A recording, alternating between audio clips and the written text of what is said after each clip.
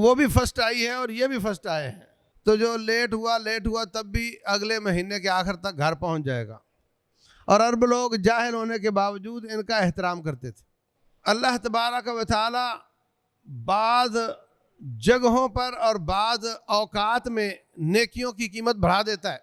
जब रब की रहमतों के झोंके चले तो आगे आ जाया करो।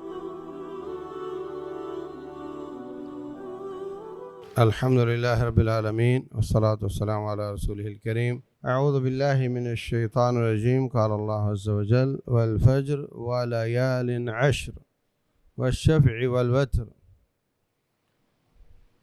अल्लाह तबारक व तआला ने 10 रातों की कसम उठाई है। बाज़ मुफस्सिरीन के नज़दीक इससे मुराद आने वाले ज़िलहिज्जा के पहले 10 दिन हैं। और रसूलुल्लाह सल्लल्लाहु अलैहि वसल्लम ने फरमाया, सही बुखारी में है कि मा मिन अय्यामिन अल अमलु सालिहु फ़ीहिन्ना अहब्बु इलल्लाह।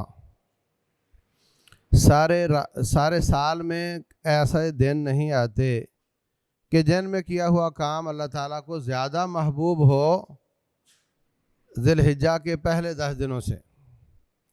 अब सारे साल में ऐसे दिन नहीं आते। सारे साल में रमज़ान भी आ गया, एतकाफ़ के दिन भी आ गए, लैलतुल क़द्र भी आ गई। कहा कि सारे साल में कुछ ऐसे दिन नहीं आते जिनमें की हुई नेकी अल्लाह ताला को इन 10 दिनों की नेकी से ज़्यादा पसंद हो।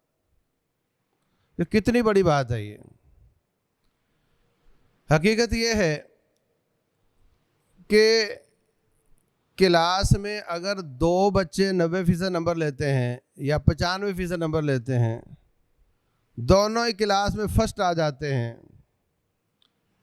तो आप को अगर उनमें से एक आकर कहता है या एक उनमें अपने वालिदैन को कहता है कि पूरी क्लास में मैं फर्स्ट हूँ या मुझसे आगे कोई नहीं है, और दूसरा बच्चा भी जाकर कह सकता है कि पूरी क्लास में मुझसे आगे कोई नहीं है, और दोनों सच बोल रहे हैं, तो इस वजह से ये जो लैलतुल क़द्र के मुकाबले में इस हदीस को नहीं लाना चाहिए। उसकी फजीलत भी, वो भी फर्स्ट आई है और ये भी फर्स्ट आए हैं। उसकी फजीलत भी मुसल्लम है, इन दिनों की फजीलत भी मुसल्लम है। तो इनका आपस में मुकाबला नहीं, लेकिन जो करने की बात है मुकाबला करना नहीं बल्कि अमल करना है। जिस तरीके से हम उन दिनों में एहतमाम के साथ जो एतकाफ़ करते हैं वो भी बहुत ज़्यादा नेकियां करते हैं, और जो नहीं एतकाफ़ करते वो भी बहुत ज़्यादा नेकियां करते हैं, तो हमें भी इन दिनों में बहुत ज़्यादा नेकियां करनी चाहिए। रूटीन में जो हुर्मत वाले महीने हैं इनका बाकी महीनों से फ़र्क है। इन्ना इद्दत शुहूर इंदल्लाह 12 शहरन फ़ी किताबिल्लाह यौम खलक़ समावाति वल अर्द मिन्हा अर्बअतुन हुरम। फरमाया कि अल्लाह की किताब में 12 महीनों का साल होता है, उनमें से 4 हुर्मत वाले हैं।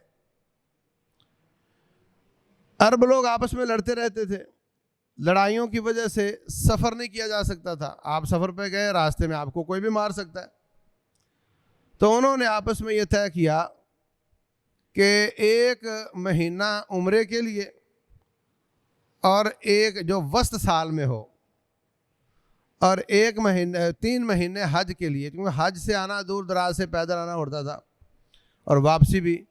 तो ज़िलहिज्जा से 1 महीना पहले और 1 महीना बाद में ज़िलहिज्जा में हज किया, तो जो लेट हुआ तब भी अगले महीने के आखिर तक घर पहुंच जाएगा।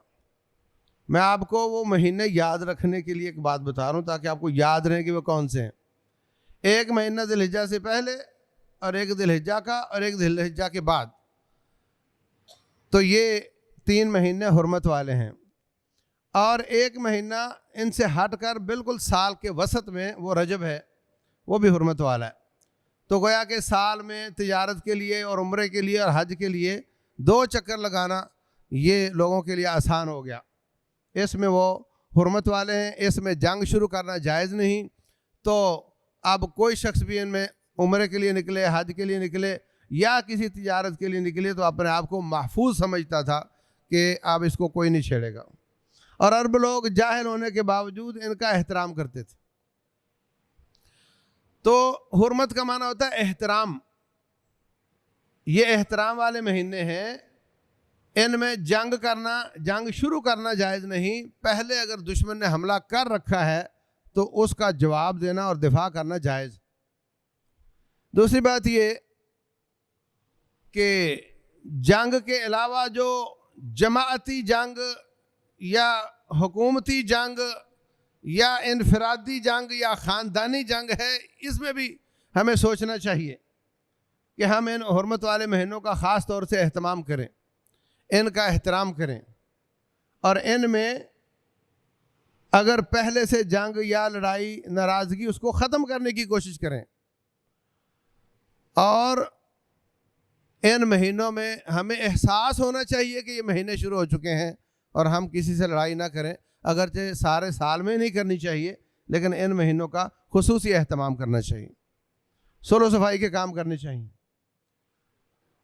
और अल्लाह तबारक व तआला बाद जगहों पर और बाद औकात में नेकियों की कीमत बढ़ा देता है। जैसे हरम पाक में एक नमाज लाख के बराबर हो जाती है,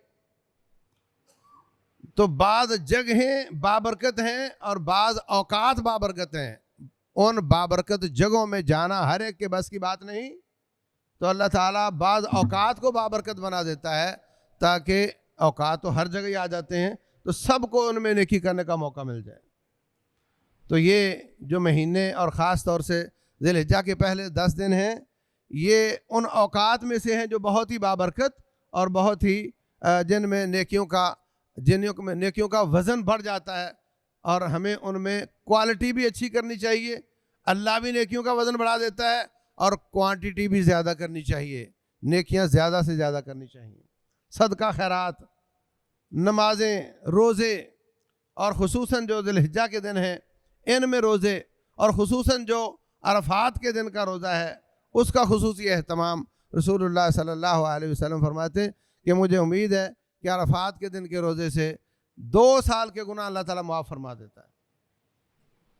हमें इन सब चीज़ों का एहसास, डेटें याद और उसके मुताबिक हमें अमल करना चाहिए।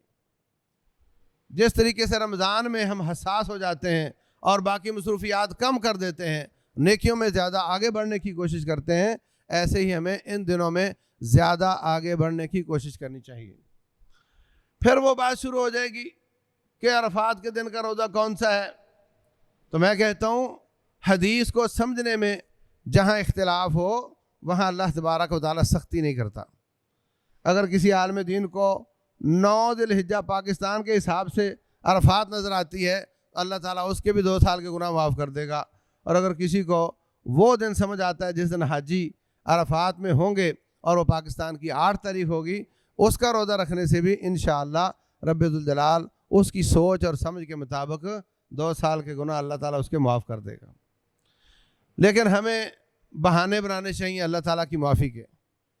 रसूलुल्लाह सल्लल्लाहु अलैहि वसल्लम फरमाते हैं तअर्रज़ू लिनफ़हात रहमत रब्बिकुम, अल्लाह ताला की रहमत के झोंकों के सामने पेश हो जाया करो। जब रब की रहमतों के झोंके चलें तो आगे आ जाया करो ताकि तुम्हें भी वो रहमत नसीब हो जाए। तो हमें ऐसे मौक़ों से फ़ायदा उठाना, अपनी औलादों में, अपने घर में, अपने तालिब इल्मों में इसका एहतमाम करवाने की कोशिश करनी, ये सब काम करने हैं।